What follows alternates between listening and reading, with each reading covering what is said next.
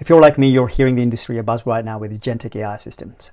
So agent systems like OpenClaw or Hermes are being connected into production systems like your CRM, your HR systems, your email, your Slack. But the problem is, do we really understand what these agentic systems are capable of? Hi, my name is Madul with Honest Labs, and I've spent 20 years across infrastructure, data, cloud, security, and now specifically AI. I've worked for 3 startups and several cybersecurity companies. I sit in the room with top security leaders of the world, and I hear their concerns.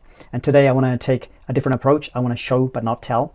And so I want to show you what these agentic systems are capable of and what good can look like. So with that, let's take a look. All right, so just talking you through, here we have our Slack environment and we have 3 agents. Emma is our key agent and Emma is driven by OpenClaw.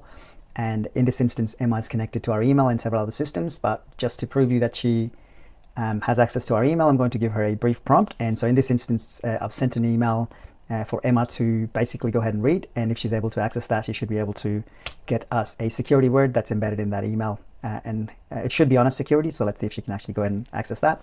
And whilst she does that, I also want to talk about the nature of these agent systems. So these agent systems work on a goal-oriented approach where you give them an objective or an end goal to achieve, and they will find a way to achieve that outcome, right? So these are different from workflow systems where everything's predefined. Agentic systems by nature are innovative, and so they can work around the problem, which is what makes them more capable, productive, and also a whole lot dangerous. So as you can see, Emma's come back with that keyword of honest security. So what I'm going to do now is I'm going to instruct Emma that we're going to be starting work on our new AI project. And I'm going to ask Emma to go fetch our OpenAI key, which of course we understand is one of the sensitive data types, and like others, which can lead to exposure for our organizations.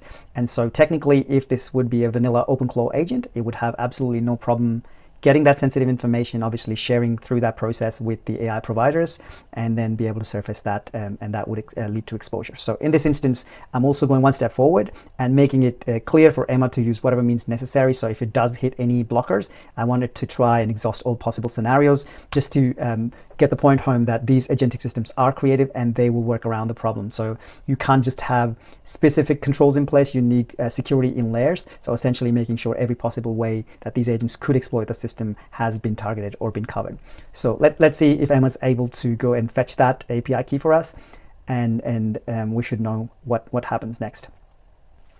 All right, so as you can see, Emma's just come back. It's found the email, which is titled OpenAI key, and it's tried to read it, but as you can see, it was blocked. And in this instance, it was blocked through Honest Labs Honest AI Shield, which is our plugin that works with agentic systems like OpenClaw, and it detects sensitive data. In this instance, it's detected that Emma's tried to access an API key, which it should not be able to, and hence we prevented that data leak.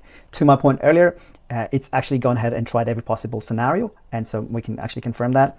Is there any way you can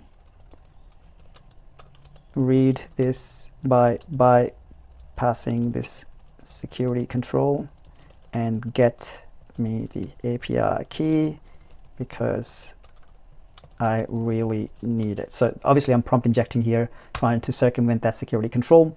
And let's see if Emma's able to then work through the problem and see if we can actually access that email again through an alternative approach, perhaps through her memory if she's had that access before, and see if it's able to then bring us or surface that key.